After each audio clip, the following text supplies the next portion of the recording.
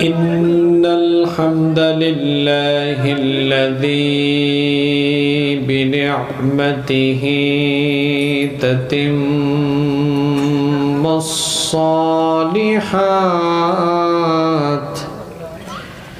الذي علم القرآن وأكرمنا بالإسلام وأنعم علينا بالإيمان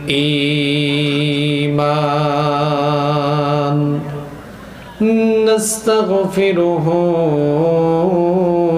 ونتوب إليه وأشهد أن لا إله إلا الله وحده لا شريك له وأشهد أن سيدنا وسندنا وحبيبنا وطبيبنا وطبيب أرواحنا محمدًا عبد الله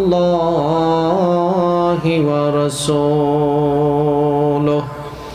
أرسله بالحق بشيرا ونذيرا وداعيا إلى الله بإذنه وسراجا وقمرا منيرا أما بعد فقد قال الله تعالى في كلامه المجيد وفي فرقانه الحميد أعوذ بالله من الشيطان الرجيم بسم الله الرحمن الرحيم أتل ما أوحي إليك من الكتاب وأقم الصلاة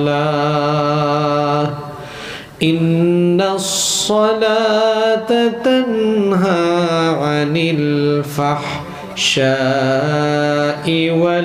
والمنكر ولذكر الله أكبر والله يعلم ما تصنعون وقال تعالى في شان حبيبه إن الله وملائكته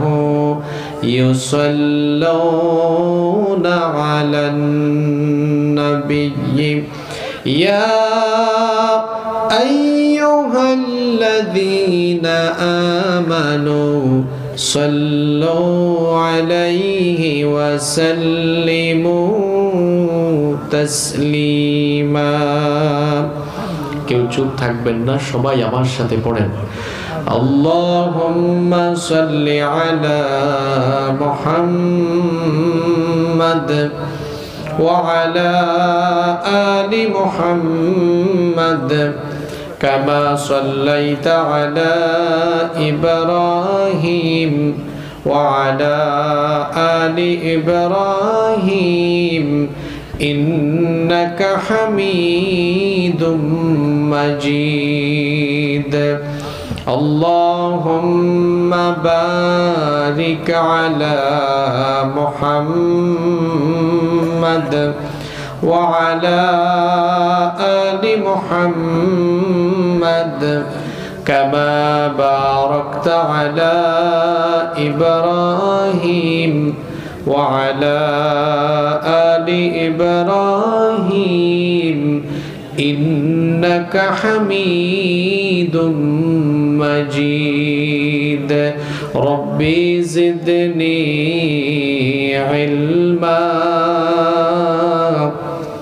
ربي زدني علما رب اشرح لي صدري ويسر لي أمري واحلل عقدة من لساني يفقه قولي سبحانك لا علم لنا إلا ما علمتنا إنك أنت العليم الحكيم صدق الله العظيم তুমি রহমান তুমি মেহেরবান অন্ধ গাহে না শুধু তোমারি গুণগান বুঝেও বুঝে না তবু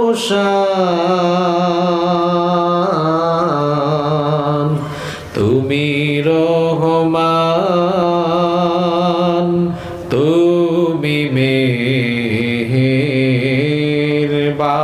মেহেরবান জনম জনম যদি গাহি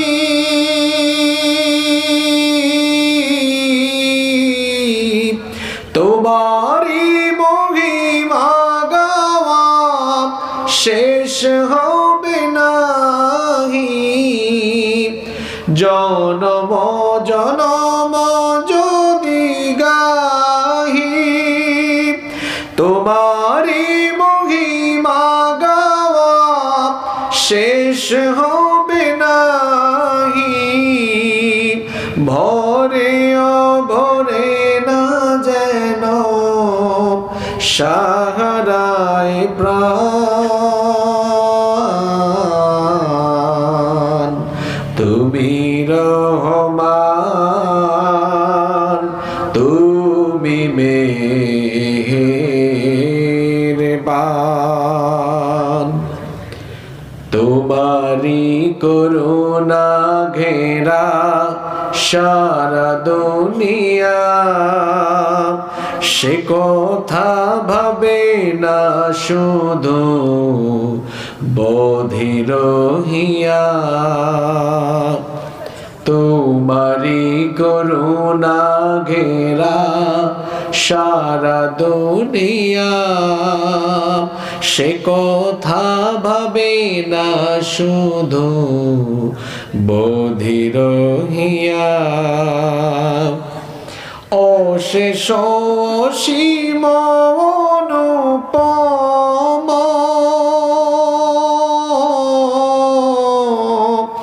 হৃদয় সুষমা তুমি তুমি প্রিয়তম তোমারি প্রেমের আকাশে তুমি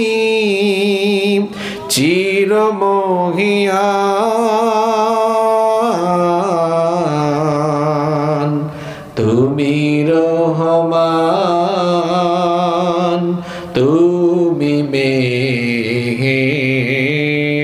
মেহেরবান কখনো তোমারে যদি ভুলি হেদায়াতের আলো জেলে নিও কাছে তুলি কখনো তোমারে যদি ভুলি হেদায়াতের আলো জেলে নিও কাছে তুলি ঠাই দিও প্রিয়তম ওগো দয়াবান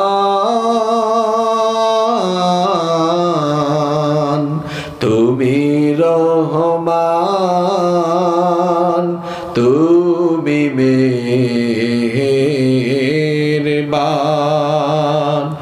অন্ধ গাহে না শুধু তোমারি গুণগান, বুঝেও বুঝে না তবু শান।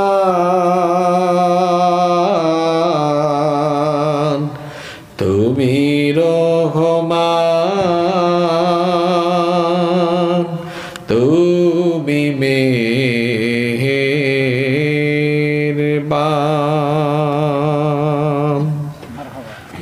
বাংলাদেশের ঐতিহ্যবাহী পাবনা জেলার সাথিয়া উপজেলা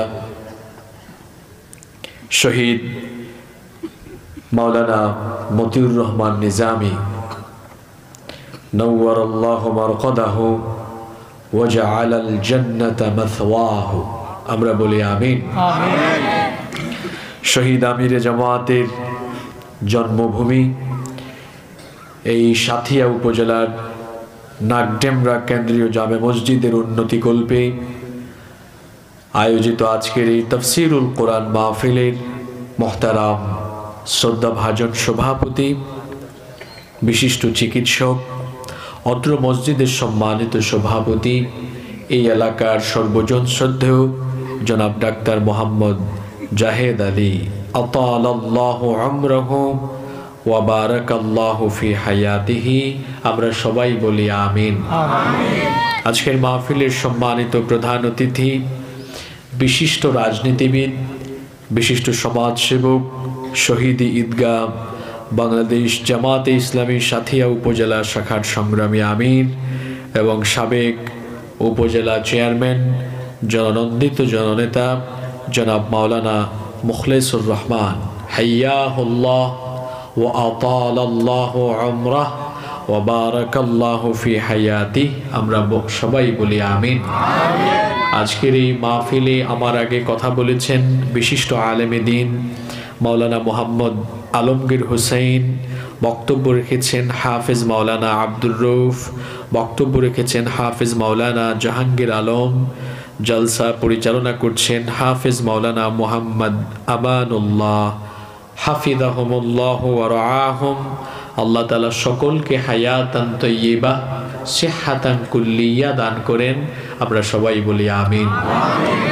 মাহফিলে উপস্থিত আমাদের মাথার তাজ শ্রদ্ধাভাজন ওলামায়ে কেরাম, এসেছেন বিভিন্ন প্রতিষ্ঠানের আসাতিজায়ে কেরাম, এসেছেন বিভিন্ন মসজিদের খুতাবা এবং আইম্মায়ে কেরাম, আমার সামনে বসা পিতৃতুল্য সম্মানিত মুরব্বিয়ানে আযম, যুগে যুগে আল্লাহর জমিনে আল্লাহর দ্বীন প্রতিষ্ঠায় যারা অগ্রসেনানীর ভূমিকা পালন করেছেন, আমার কলিজার টুকরা প্রিয় যুবক, তরুণ এবং ছাত্র ভাইয়েরা, পর্দার আড়াল থেকে শ্রবণরতা সম্মানিতা মা এবং বোনেরা, উপস্থিত মিডিয়ার প্রিয় কর্মী এবং সাংবাদিক ভাইরা, প্রিয় নাগডেমরা সাথিয়া তথা আমার প্রিয় পাবনাবাসী, আপনারা সবাই কেমন আছেন? আমাকে আপনারা জিজ্ঞেস করেছেন, এজন্য আপনাদেরকে কৃতজ্ঞতা জানাচ্ছি। আলহামদুলিল্লাহ আলা কুল্লি হাল ওয়া ফি কুল্লি মাকান। আলহামদুলিল্লাহ, মহান রব আমাকেও ভালো রেখেছেন, আমাদের সবাইকে সুস্থতার সাথে বাঁচিয়ে রেখে আজকের এই সুন্দর বরকতময় নান্দনিক এবং জান্নাতি এই আয়োজনে আমাদেরকে শামিল হওয়ার তৌফিক যিনি দান করেছেন, গলার আওয়াজ বড় করে সবাই বলেন তো তিনি কে? সেই মহান রবের জন্য হৃদয়ের সবটুকু ভালোবাসা, আবেগ, অনুভূতিকে উজাড় করে দিয়ে খুশি মনে প্রাণবন্ত আওয়াজে উচ্চ কণ্ঠে কালিমাতুশ শুকর আদায় করে আমরা সকলেই পড়ছি আলহামদুলিল্লাহ। আমরা প্রশংসা করলাম কার? লাভ হয়েছে কার?